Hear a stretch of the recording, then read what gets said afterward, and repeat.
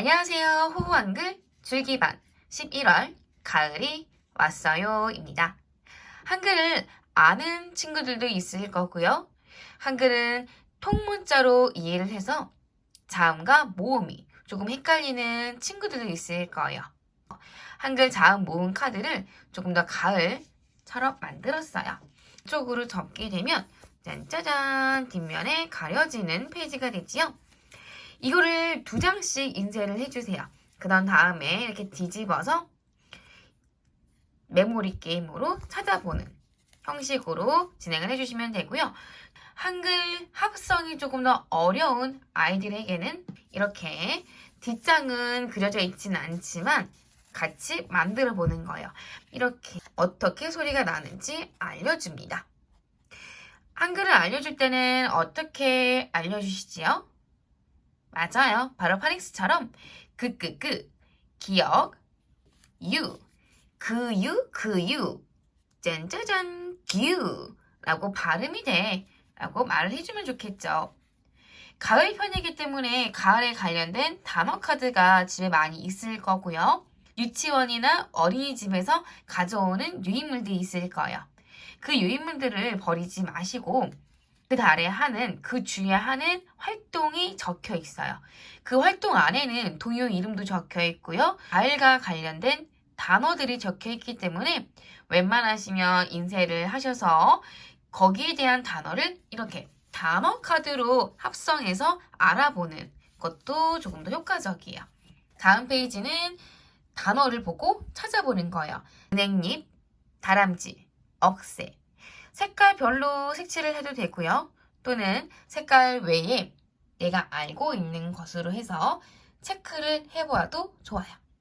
따로따로 글자를 하지 않고요. 통 글자식으로 해서 이렇게 억새 이어주었어요. 물론 새 따로 억 따로 해도 되지만 이거는 따로 하는 것보다는 전체적인 느낌을 가져오기 위해서 만들었어요. 써볼 수 있도록 조금씩만 넣었는데 사실은 어린 연령이라면 4개, 5개까지만 쓸 수가 있어요. 그 이상 똑같은 단어를 가게 되면 조금 더 지루할 수도 있고요.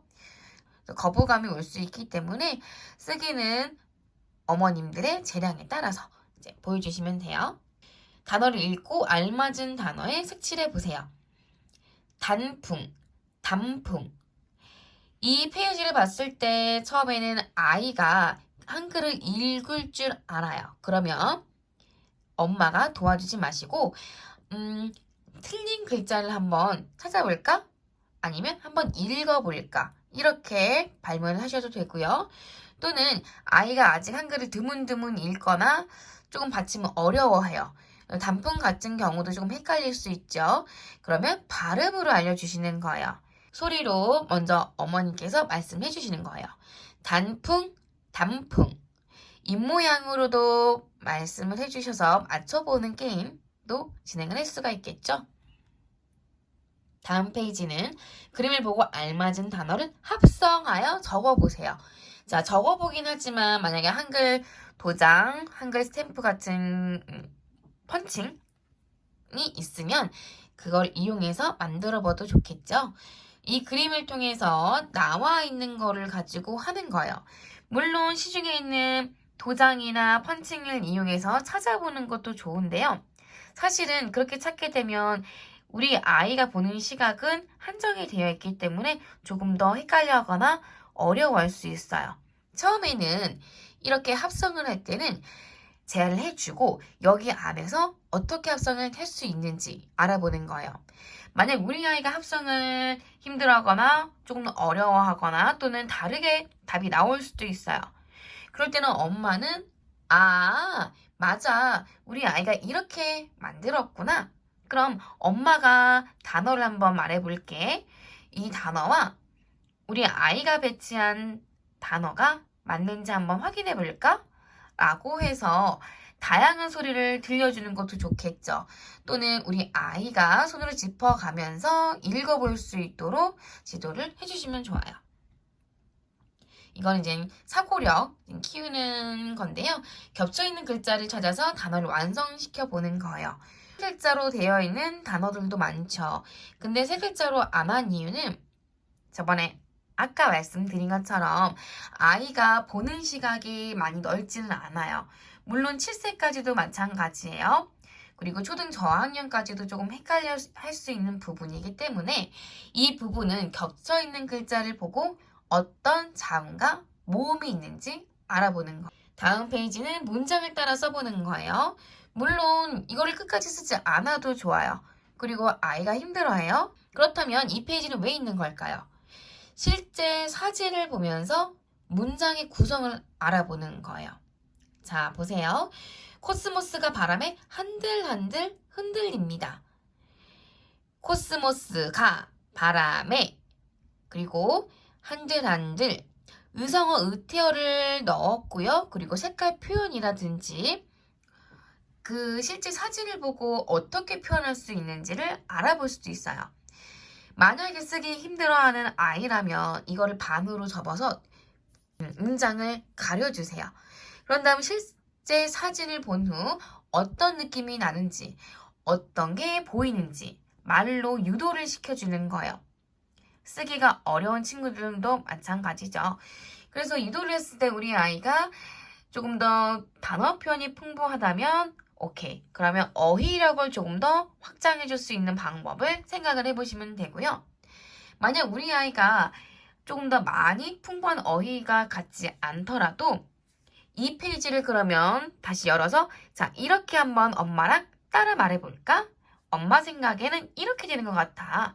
하고 발문을 해주시면 좋겠죠.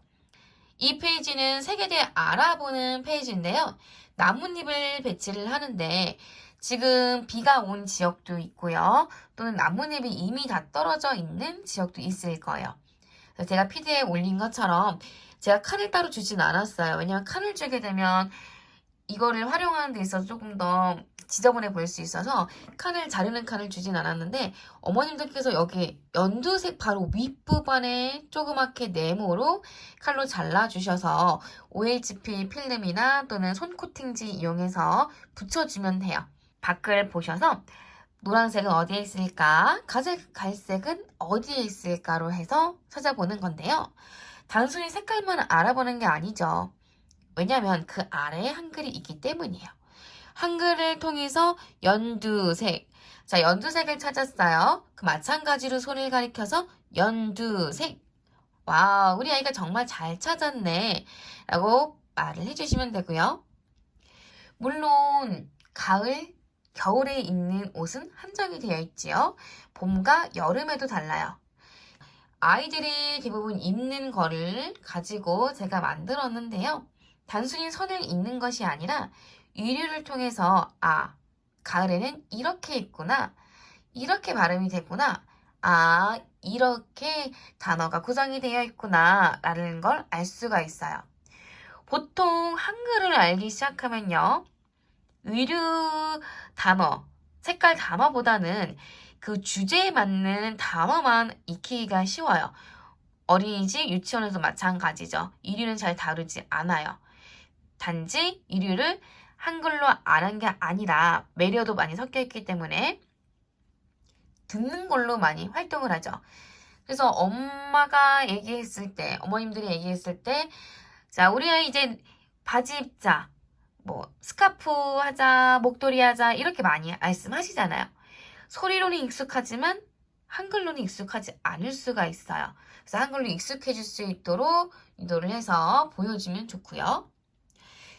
아이가 읽어봤을 때 조금 더 이해하기 쉽게 만들었고요. 그리고 엄마가 발문했을 때도 아이가 받아들이기 쉬운 걸로 질문을 구성을 했어요.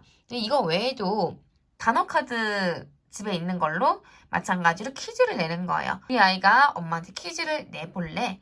또는 엄마가 퀴즈를 내서 아이가 맞출 수 있도록 보여주시면 되겠죠? 유성어 의태어 카드인데요.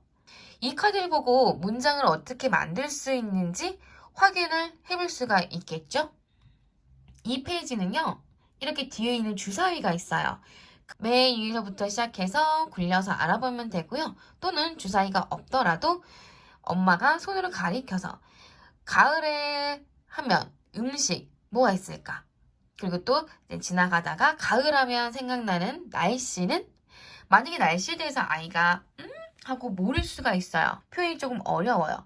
그렇다면 신문을 통해 날씨 페이지를 보거나 뉴스를 통해서 날씨가 나왔을 때 같이 시청을 하는 거예요. 그러면 아이의 어휘력이 조금 더 같이 풍부해지겠죠. 이 페이지는 동요인데요.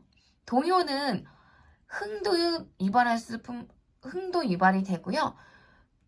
들리는 게 잘 들려요. 그리고 동작을 통해서 하기 때문에 확실하게 알아가지요. QR코드로 듣고 말로 해보고 또는 페이지도 꾸며보고요.